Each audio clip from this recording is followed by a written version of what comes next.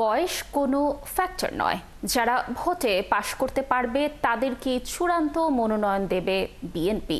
একই সঙ্গে যাচাই করা হবে সম্ভাব্য প্রার্থীদের জনপ্রিয়তাও। দলটির নীতি নির্ধারকরা বলছেন, এজন্য নিরপেক্ষ সংস্থা দিয়ে বেশ কয়েকটি জরিপ করা হয়েছে। অন্যদিকে নির্বাচনী জোট নিয়ে এখনও চূড়ান্ত সিদ্ধান্ত হয়নি বলে জানান তারা। শফিকুল হকের রিপোর্ট। নায়াসিনামাইড ও স্যালিসাইলিক সমৃদ্ধ লিলি ফেস ওয়াশ, যা ফেসের ডেড স্কিন সেল দূর করে দেয় দ্বিগুণ ফাস্টার ব্রাইটেনিং। আগামী ফেব্রুয়ারি নির্বাচনের সম্ভাব্য সময় হলে হাতে সময় মাত্র 4 মাস।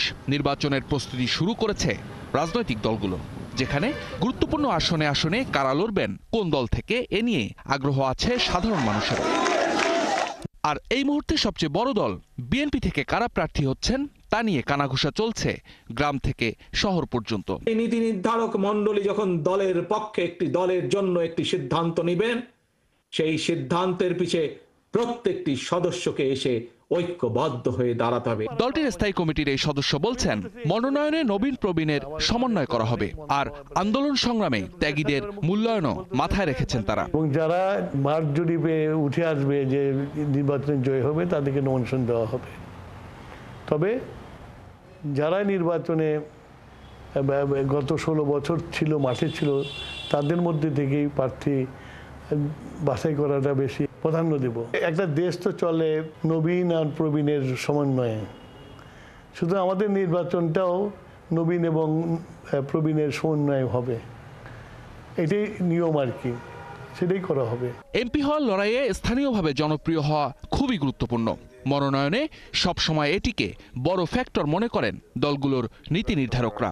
মনোনয়ন পেতে ইচ্ছুকদের সেই মাপকাঠি যাচাই বাছাই শুরু করেছে বিএনপি। বিএনপি চেয়ারপারসন বেসরকারি সংস্থা দিয়ে 5টা জরিপ করিয়েছেন এবং সেখানে তার কাছে প্রত্যেক প্রার্থীর আর কি অবস্থান এলাকায় এর সম্পর্কে তথ্য রয়েছে। বয়স কোনো মেজর ফ্যাক্টর না।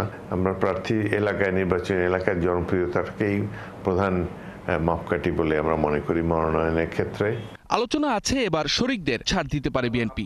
একই সঙ্গে সংসদের উচ্চকক্ষ নিয়েও বিশেষ ভাবনা আছে দলটির। নীতি নির্ধারকরা বলছেন, দুটি বিষয় মাথায় রেখেই নির্বাচনী ছক ঠিক করছেন তারা। যেসব রাজনৈতিক দল গণতন্ত্রে বিশ্বাসী এবং অতীতে সংগ্রাম করেছে, যাদের ঐতিহ্য আছে, জনপ্রিয়তাও আছে, এই ধরনের দলকে সঙ্গে পেলে বিএনপি নিশ্চয়ই সাথে রাখতে চেষ্টা করবে।